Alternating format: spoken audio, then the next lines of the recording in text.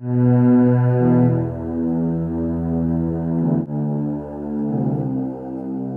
May 5, 2017, Shark received an emergency call for help from a renowned veterinarian in Vermont.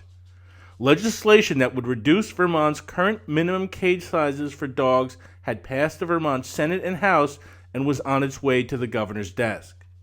We also spoke with one of Vermont's senior humane law enforcement officers who had, more than a decade ago, worked to increase the size of dog cages. She told us this legislation, House Bill 218, would undo all that good work and condemn animals used in breeding facilities such as puppy mills to even more suffering.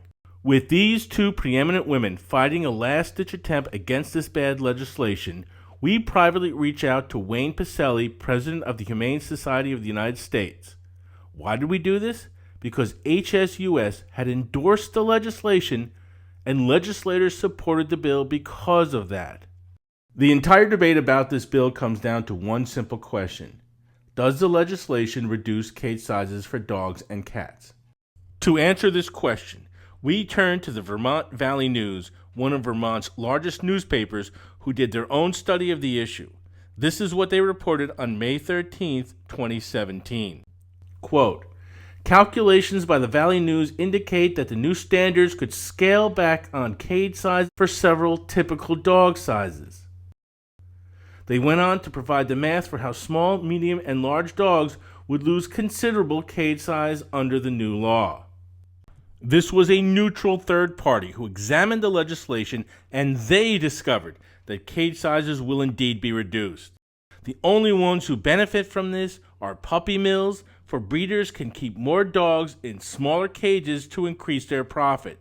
No person who loves animals would want that.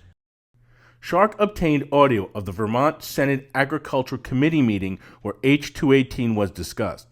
There were shocking revelations exposed in this audio, such as when the bill's sponsor, John Bartholomew, a former vivisector, referenced the Guide for the Care and Use of Laboratory Animals in wanting to downgrade standards for Vermont's dogs and cats.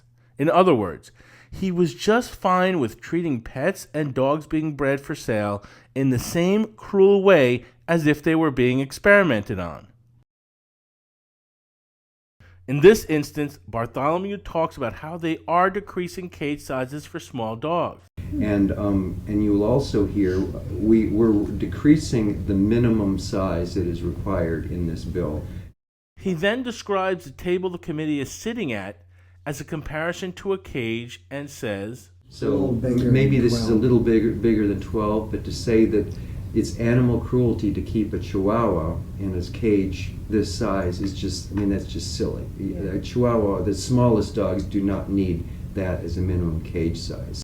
When he says small dogs don't need a larger cage size, Bartholomew is equating dogs to lab rats who live short, miserable lives and then are killed. That perspective may be understandable coming from someone who treats animals as being disposable, but there's no excuse for HSUS endorsing this disgusting philosophy. Bartholomew also targeted cats with his legislation. Okay, then on the same page there's stuff about cats, and that is existing law.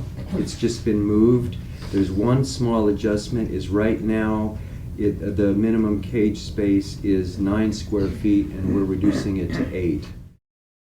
But it also didn't make sense that a cat should have more space than a dog. So we just made the minimum cage space for a cat 8.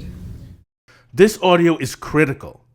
At a legislative committee hearing, John Bartholomew, in his own words, admitted that he targeted cats for the shameful reason that because dogs are going to suffer from reduced space, cats should as well. And that is the man that HSUS has chosen to side with. We now know from an independent newspaper, as well as the bill's sponsor's own words, that it is a fact that cage sizes for dogs and cats are going to be reduced. Additionally, dogs used to guard livestock would no longer be mandated to have shelter. Good people in Vermont fought and won the battle to give their dogs and cats that extra space. HSUS has no right to come in and destroy all that hard work. When we asked HSUS to rescind their endorsement for H218 and work with us to get the governor to veto this bad legislation, they refused. In the end, they'd rather try to save face than admit they made a terrible mistake. According to their 2015 IRS tax forms, HSUS raked in more than $133 million with total assets of just under $250 million. Wayne Pacelle himself bagged nearly $450,000 in salary and other compensation, with a score of other executives making obscene amounts of money from an organization that is supposed to be a charity that benefits animals, but it instead appears to be a money-making machine that values compensation to executives more than the suffering of the tens of thousands of dogs in Vermont who will pay the price for HSUS's actions. Shark is continuing to work with activists inside Vermont to stop H218 from becoming law. We implore you to send this video to everyone you know in Vermont. Ask them to immediately contact Vermont Governor Phil Scott and ask him to veto H218. Please also contact Wayne Pacelle and tell him that if this bill passes, it will be because he didn't have the courage to stand up and do what's right.